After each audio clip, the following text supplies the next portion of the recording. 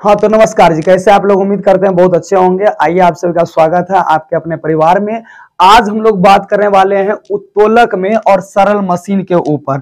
उत्तोलक और सरल मशीन जो है इसके ऊपर में हम लोगों का बातचीत होगा। इससे पहले जो है हम लोगों का 2 क्लास हो चुका है, 2 लेक्चर हो चुका है। यदि आपने नहीं देखा है तो चैनल के होम पेज पर जाइए, वहां पर आपका जो है प्ले लिस्ट बनाया गया है, लूसेंट सामान्य ज्ञान के नाम से प्लेलिस्ट है। वहां पर जाकर के आप जो है बहुत अच्छे से, और इससे पहले जो है ना, जो हम लोगों का 2 लेक्चर हुआ है गति के ऊपर, उसमें जो है कि आपको प्रॉपर ढंग से विस्थापन, गति, सदिश, अदिश, चाल, वेग, ये सारे चीज उसमें करवाए गए हैं। साथ ही साथ न्यूटन के गति के नियम भी कराए गए हैं।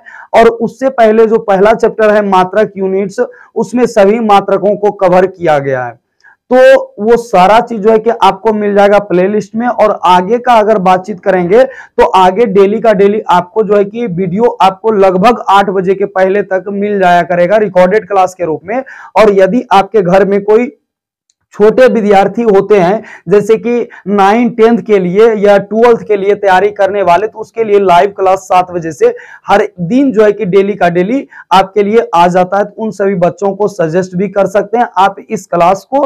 और साथ ही साथ जो है आप अपने किसी भी चीजों का जो कि एक दिन वाला कंपटीशन की तैयारी हो, उसके लिए अगर आप कर रहे हैं तो पूरा का पूरा लूसेंट कवर किया जाएगा। अभी फिलहाल जो है कि साइंस से शुरुआत किया गया है, जिसमें कि फिजिक्स को लिया गया है, उसके बाद जो है कि बायो आ जाएगा, उसके बाद जो है केमिस्ट्री आ जाएगा। तो इस तरीके से बारी बारी से चीजों को जोड़ा जाएगा। और साथ ही साथ जो है कि आपका और भी जो अन्य विषय बच जाएगा, जैसे पॉलिटी हो गया, इकोनॉमिक्स हो गया, हिस्ट्री हो गया, ज्योग्राफी हो गया, ये सारा सब्जेक्ट आपका और आगे लगाया जाएगा। तो अभी फिलहाल जो है कि हम लोग क्लास को शुरू करते हैं, देर नहीं करते हैं। सरल मशीन और जो है कि उत्तोलक को आज हम लोग समझने वाले हैं। और हम लोगों का आज जो है गति चैप्टर जो है पूरा का पूरा वो समाप्त होने वाला है। और इसके बाद जो है कि गति चैप्टर में कोई भी क्लास नहीं होगा।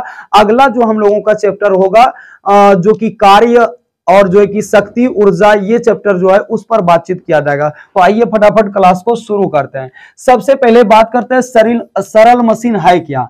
सरल मशीन क्या होता है, इसको जरा सा समझते हैं।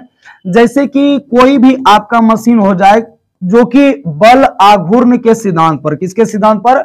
बल आघूर्ण के सिद्धांत पर कार्य करेगा, उसको हम लोग सरल मशीन कहेंगे। और बल आघूर्ण हमने बहुत अच्छे से बता दिया था कि यदि आप किसी चीज को भी वृत्तीय अगर पथ पर घुमाते हैं और ये वृत्त का केंद्र है और यहां से इसका त्रिज्या क्या है? r है, तो इसके ऊपर में लगने वाला जो बल होता है, अगर हम बल को F मान लेते हैं, तो लगने वाला जो बल होता है F, वो जो है आपका सिर्फ और सिर्फ जो है कि केंद्र की ओर काम नहीं करके वो बल्कि घूमने वाली भुजा के सापेक्ष भी काम करता है। उसको हम लोग बल आघूर्ण बोलते हैं, बल आघूर्ण कहते हैं। बल आघूर्ण के लिए हमने जो है कि पिछले क्लास में सूत्र भी कराया है। बल आघूर्ण बराबर सूत्र होता है बल गुना आघूर्ण भुजा, या तो सिर्फ हम लोग जिसको भुजा कहते हैं।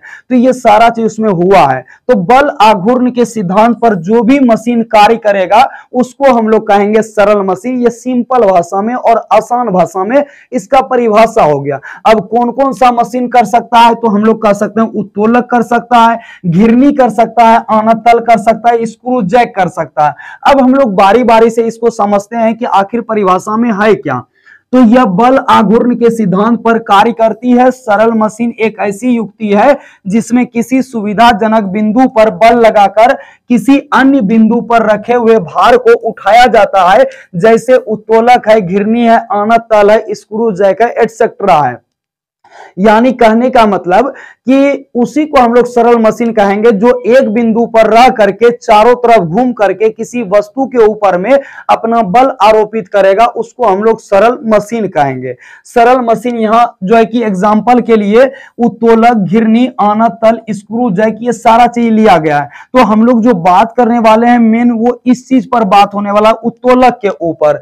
घिरनी जो है वो भी एक बिंदु पर रह करके बल लगा करके काम करता है, आनतल भी करता है। स्क्रू जैक तो आप लोग समझते ही होंगे, जैसे कि किसी भी गाड़ी या मोटर वाहन को उठाने के लिए जो प्रयोग करते हैं ज्यादातर स्क्रू जैक का। हालांकि आप छोटे स्तर से भी देख सकते हैं, छोटा स्तर से जैसे कि हम लोग स्क्रू जैक को पेचकस भी बोलते हैं, तो आप इसको भी समझ सकते हैं। यहां पर भी एक बिंदु पर ही रह करके काम होता है, और जो मोटर वाहन को उठाने के लिए होता है वो भी एक बिंदु पर रह करके ही अपना बल लगाता है, तो उसको भी हम लोग कह सकते हैं कि ये उदाहरण हो जाएगा किसका, सरल मशीन का हो जाएगा। हालांकि हम लोगों का जो भी टॉपिक आने वाला होगा वो उत्तोलक से संबंधित है। बढ़ते हैं आगे, उत्तोलक क्या होता है समझते हैं। उत्तोलक कहता है कि ये क्या है कि उत्तोलक में जो है आपके लिए कितना चीज दर्शाया जाएगा, तो आपके लिए टोटल चीज दर्शाया जाएगा 3।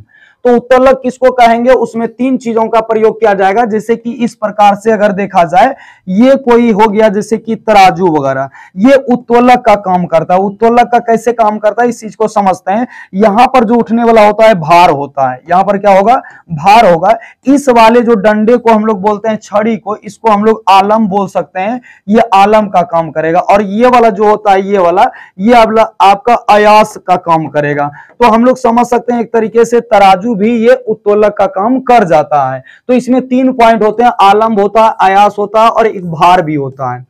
अब कहता है जिस निश्चित बिंदु के चारों ओर उत्तोलक की छड़ स्वतंत्रता पूर्वक घूम सकती है उसे आलंब कहते हैं। अगर हम बात करेंगे तो इस प्रकार से तराजू में अगर पकड़ने वाला कोई चीज है तो इसके चारों ओर जो है ना पूरा का पूरा घूम जाएगा, तो इसको हम लोग आलंब समझेंगे इसी चीज को। और यहीं से इंगित किया जाता है कि आखिरकार आपका जो भार है वो बराबर हुआ कि नहीं हुआ।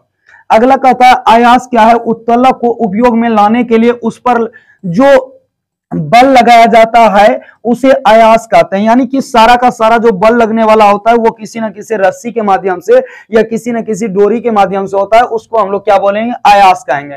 और भार तो आप लोग समझ ही रहे हैं कि उत्तोलक के द्वारा जो बोझ उठाया जाएगा अथवा रुकावट हटाई जाती है उसे हम लोग क्या कहेंगे, भार कहेंगे। यानी जितना भी वजन उठाया जाएगा उसको हम लोग भार बोलेंगे। तो याद रखना है कि उत्तोलक क्या है, तो उत्तोलक एक सीधी या टेढ़ी ऐसी छड़ होती है जो किसी न किसी बिंदु के चारों ओर निश्चित रूप से वो घूम सके, स्वतंत्रता पूर्वक घूम सके, उसको हम लोग क्या कहते हैं, उत्तोलक कहते हैं। और उत्तोलक में 3 बिंदु होता है जिसका नाम है आलंब, आयास और भार।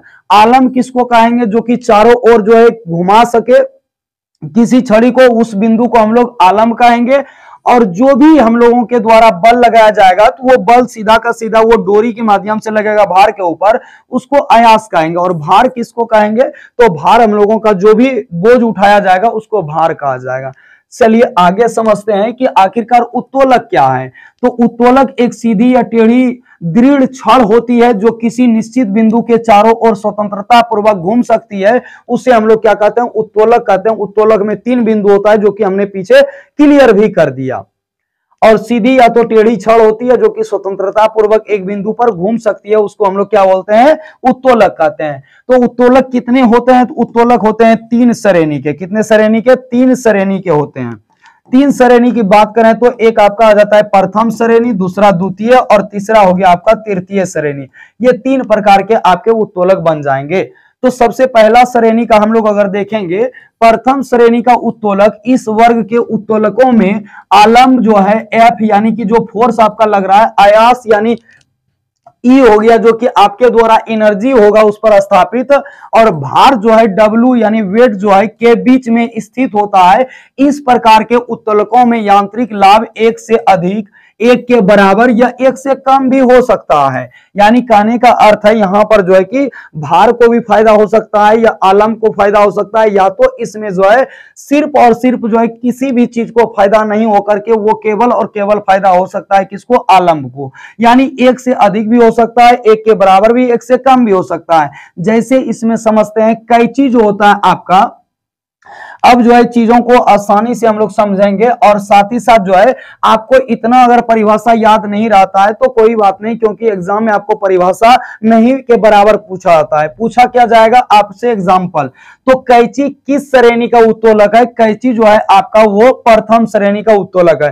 क्योंकि कैंची में क्या होता है कि दोनों तरफ से अगर आप उंगली डाल करके उसको चलाते हैं तो फिर बीच में एक बिंदु आता है जो कि आपका इधर भी झुक सकता है और आगे भी झुक सकता है। जितना आप इधर उंगली से बल लगाएंगे उतना ही आगे आपका बल कार्यरत होगा यानी कार्य करेगा। तो उसको हम लोग कहेंगे प्रथम श्रेणी का। अगला आता है पिलास।